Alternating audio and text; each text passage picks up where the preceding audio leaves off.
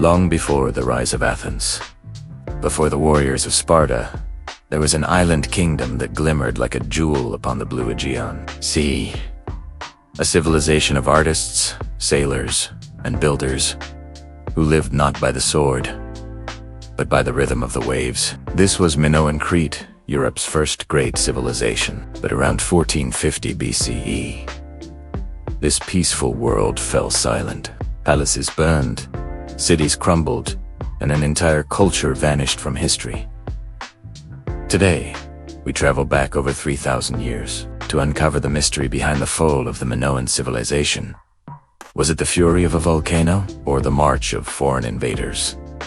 This is past to present. The fall of the Minoan Civilization. Our story begins on the island of Crete, resting like a gem in the Aegean Sea. Here, around 3000 BCE, small farming communities grew into thriving towns, and by 2000 BCE, a new culture had emerged.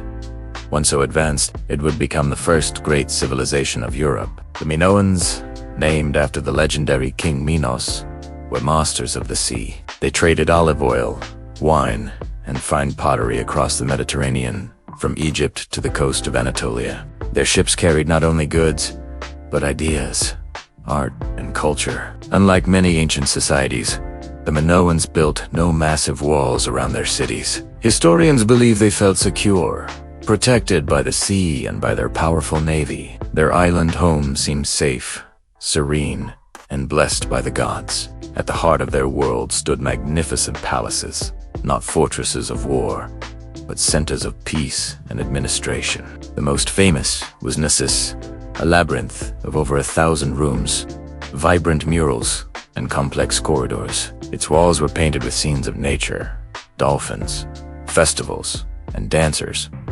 revealing a people who celebrated life. The Minoans were artists, engineers, and visionaries, centuries ahead of their time. They built multi-story buildings with advanced plumbing, storage systems, and frescoes that still captivate us today. Between 1700 and 1500 BCE, the Minoans reached their golden age. Their cities sparkled with wealth and creativity. Their art, full of color and movement, showed graceful women in flowing dresses and athletes leaping over bulls in daring rituals. These images weren't just decoration, they told stories of faith. The Minoans worshipped mother goddesses, symbols of fertility, nature, and rebirth. They honored the cycles of life, the planting, the harvest, and the mystery of renewal. In this period, peace and prosperity reigned.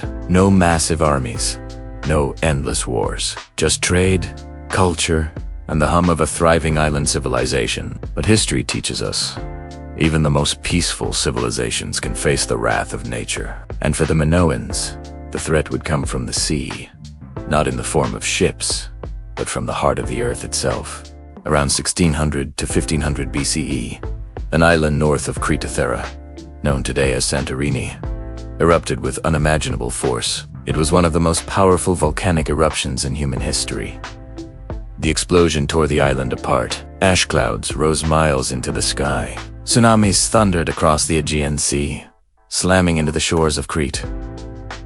Fields were buried under ash, crops failed, the skies darkened, and trade routes were cut off. The Minoans, once blessed by the sea, now faced its fury. Some scholars believe this eruption was the event behind the legend of Atlantis, a great island civilization swallowed by the sea. Whether myth or memory, the disaster weakened Crete deeply.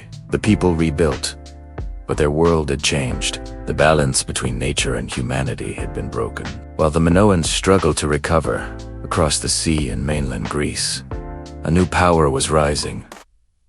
They were warriors, strong, ambitious, and hungry for control of the Aegean trade routes that the Minoans once ruled. Archaeological evidence tells a chilling story.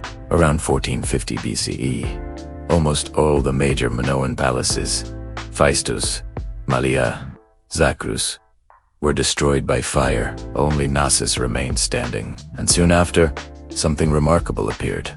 Linear B tablets, a written script used by the Mycenaeans. This marked a turning point.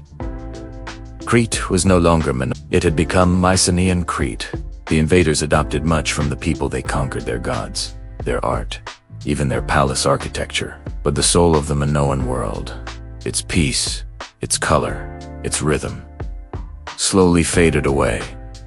By 1375 BCE, Knossos itself was abandoned. The first European civilization had fallen. So what truly caused the fall of the Minoans? Historians continue to debate the mystery. Was it the volcanic eruption that unleashed famine, chaos, and environmental collapse? Or was it the Mycenaean invasion, seizing a weakened island and burning its cities? Perhaps it was a combination of both: nature's fury, followed by human conquest. Others suggest internal strife, rebellions, or social collapse after years of hardship. The truth may never be fully known.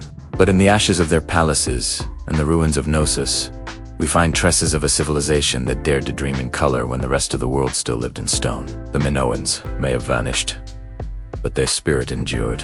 Their arts influenced generations of Greek artists. Their legends like King Minos, the Labyrinth, and the Minotaur became woven into the very fabric of Greek mythology. Even their ideas of balance, beauty, and the power of nature lived on, shaping Western civilization in ways we still feel today. Their story reminds us that civilizations rise and fall, but culture, knowledge, and creativity can echo across the ages. From the palaces of Knossos to the depths of the Aegean, the Minoan world whispers to us still. A lost civilization that once danced on the edge of paradise, until the sea and fire took it all away. If you enjoyed this journey through ancient history, remember to like, comment, and subscribe to Past to Present, where we bring the forgotten stories of humanity back to life.